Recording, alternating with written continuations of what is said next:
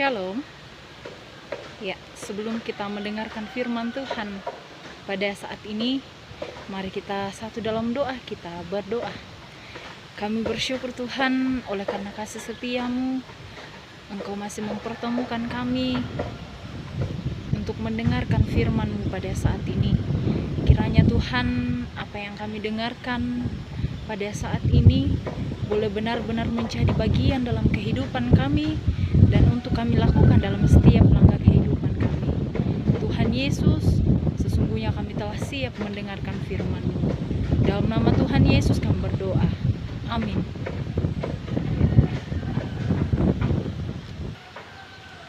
Bahagian firman Tuhan yang akan kita baca pada saat ini terambil dari 1 Korintus pasal 15 ayatnya yang ke-33 sampai ayatnya yang ke-34. Firman Tuhan, janganlah kamu sesat, pergaulan yang buruk merusakkan kebiasaan yang baik. Sadarlah kembali sebaik-baiknya dan jangan berbuat dosa lagi. Ada di antara kamu yang tidak mengenal Allah. Hal ini kukatakan supaya kamu merasa malu. Ya, sedemikian jauh firman Tuhan yang telah kita baca pada saat ini. Dan saya memberi judul, hati-hati dengan pergaulanmu. Hati-hati dengan pergaulanmu. Ya. Kita dapat mendengar sebuah cerita atau pengalaman yang bernama Budi. Budi ini adalah anak yang taat di sekolah, yang rajin, yang berprestasi.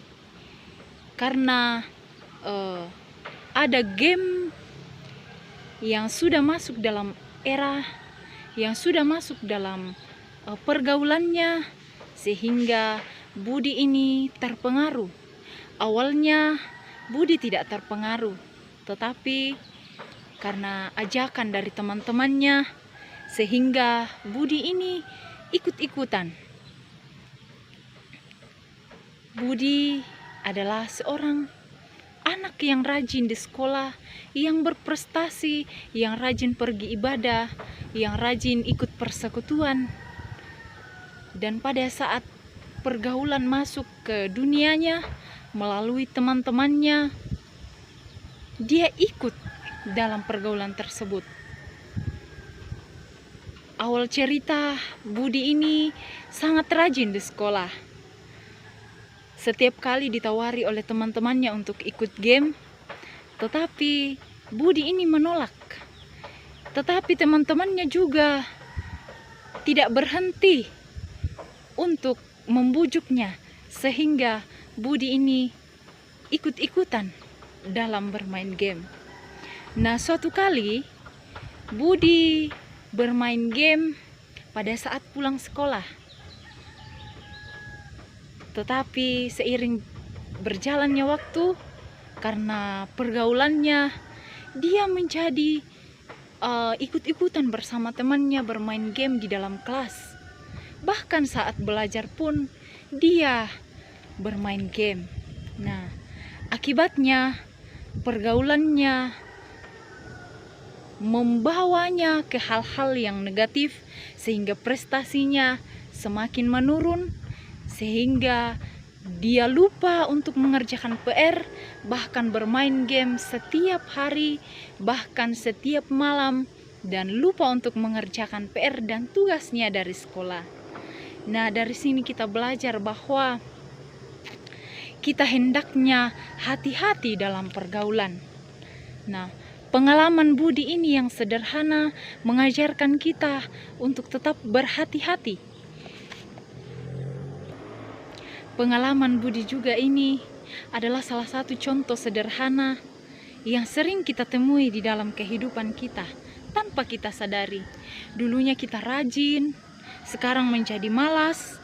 Dulunya kita tidak pernah berkata kasar, akhirnya sekarang kita berkata kasar kepada orang tua kita, kepada saudara kita, bahkan kepada orang-orang yang ada di sekitar kita.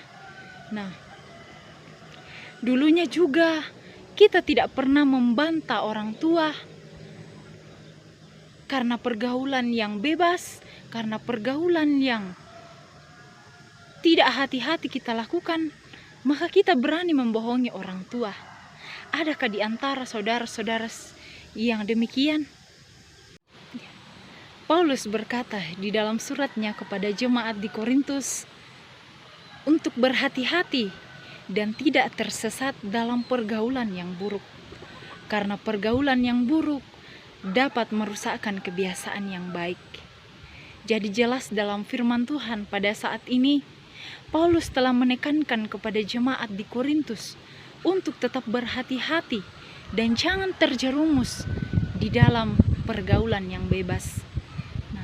Oleh sebab itu, sebelum kita terlanjur rusak oleh pergaulan buruk atau pergaulan yang bebas di lingkungan kita, khususnya bagi anak-anak muda di dalam pertemanan, kita harus tegas untuk mengatakan tidak.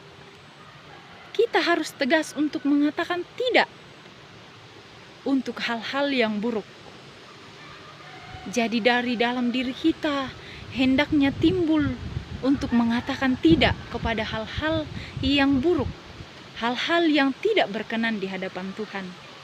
Tentunya melepaskan kebiasaan yang buruk bukanlah hal yang mudah untuk kita lakukan. Oleh sebab itu, ada beberapa langkah yang perlu kita tempuh sehingga pergaulan yang buruk ini tidak terus-menerus berada di dalam kehidupan kita, tidak terus-menerus kita lakukan. Yang pertama yaitu kita datang kepada Tuhan, berdoa kepada Tuhan, memohon ampun kepada Tuhan, serta bertekad dan berjanji untuk tidak melakukan kebiasaan buruk tersebut. Jadi kita hendaknya terlebih dahulu datang kepada Tuhan, memohon ampun, serta bertekad dan berjanji untuk tidak melakukan hal-hal yang tidak berkenan di hadapan Tuhan.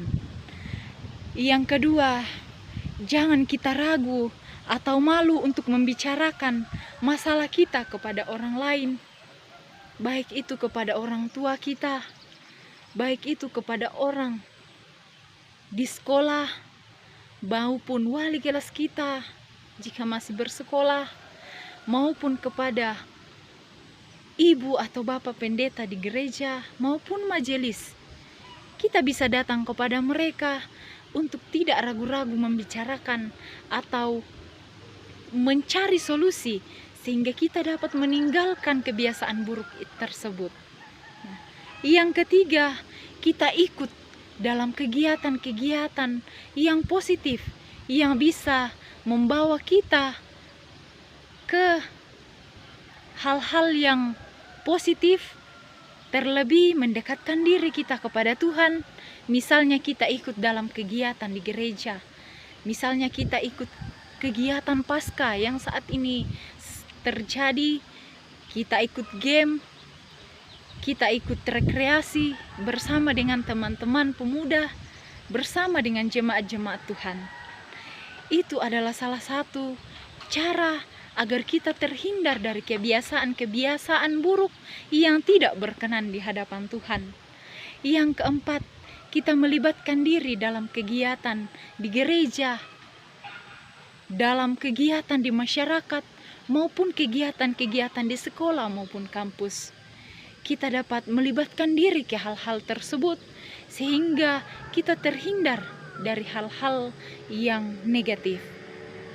Misalnya kita ikut rekreasi di gereja, dan pada saat ini sedang melaksanakan Paskah, kita bisa ikut dalam kegiatan tersebut.